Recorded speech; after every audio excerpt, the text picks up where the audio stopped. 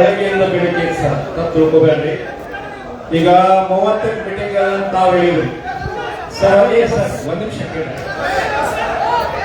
ಒಂದ್ ನಿಮಿಷ ಇಲ್ಲ ಮಾಧ್ಯಮದವ್ರಲ್ಲ, ಒಂದ್ ನಿಮಿಷ ಕೇಳ್ರಿ. ಬರುತ್ತಿಲ್ಲ ಇಲ್ಲಿವರೆಗೆ ಕಾದಿರಿಲ್ಲ, ಒಂದ್ ನಿಮಿಷ ಕೇಳ್ರಿ ಸರ್. ಈಗ ಇಂಧನ ಸಚಿವರು ಇಲ್ಲೇ ನಮ್ಮ ರಾಜ್ಯದವ್ರ, ಡಿ.ಕೆ. ಶಿವಕುಮಾರ್ ಅವರು ನಮ್ಮ ರಾಜ್ಯದವ್ರ. 27ರ ತನ ಯಾಕೆ ಮೀಟಿಂಗ್ ಸರ್? ಇದು 2-3 ದಿನದೊಳಗೆ ಆಗ್ಬೋದು.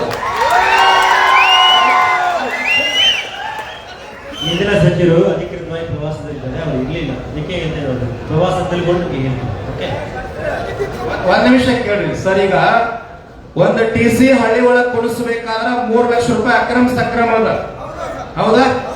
ಆಮೇಲೆ ಸ್ಮಾರ್ಟ್ ಮೀಟರ್ ಅಂತೇಳಿ GB ಹಾಕ್ಲಿಕ್ಕಂತಾರ, ಜಿಯೋ ಮೆಮರಿ ಕಾರ್ಡ್ ಹಾಕಿದಂಗ. ಇದ್ರ ಬಗ್ಗೆ ಸ್ವಲ್ಪ ಲಕ್ಷ ಕೊಡ್ರಿ. ಈ ಗುತ್ತಿಗೆದಾರಿಗೆ ಸಮಸ್ಯೆ ಅದ, ನಮಗೂ ಸಮಸ್ಯೆ ಅದ.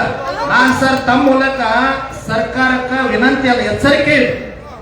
ಕರ್ನಾಟಕ ರಾಜ್ಯ ರೈತ ಸಂಘ, ಹಸಿರು ಸೇನೆ, ಚುನಪ್ಪ ಪೂಜಾರಿ ಅವ್ರ ನೇತೃತ್ವದೊಳಗ, ಗುತ್ತಿಗೆದಾರ ಅಧ್ಯಕ್ಷರಾಗಿರ್ತಕ್ಕಂಥ ರಮೇಶ್ ಸರ್ ನೇತೃತ್ವದೊಳಗ 27ಕ್ಕೆ ಮೀಟಿಂಗ್ ಆದ. ಖಾಸಗೀಕರಣ ಹಿಂಪಡೆದೇ ಇದ್ರೆ 29ನೇ ತಾರೀಕು ಇಡೀ ರಾಜ್ಯ ಹೆದ್ದಾರಿಗಳನ್ನ ಬಂದ್ ಮಾಡಿ ರಾಜ್ಯ ಬಂದ್ ಮಾಡಿ.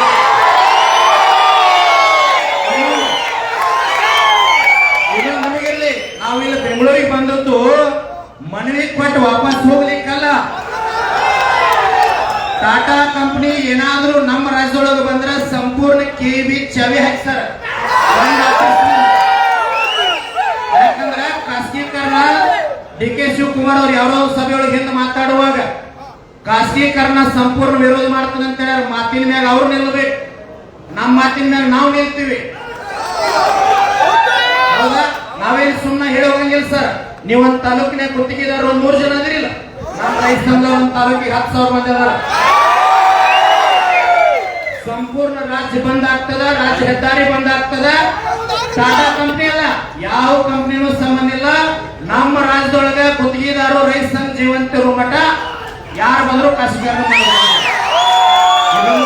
ಇದನ್ನೊಂದು ವಿಷಯ ಸರ್ಕಾರ ಗಮನಕ್ಕೆ ಸೂಕ್ಷ್ಮವಾಗಿ ತಿಳಿಸ್ಬೇಕಂತೇಳಿ ರೈತ ಸಂಘದ ಪರವಾಗಿ, ಗುತ್ತಿಗೆದಾರರ ಪರವಾಗಿ ತಮಗೆ ವಿನಂತಿ ಮಾಡ್ಕೊಳ್ತೀನಿ.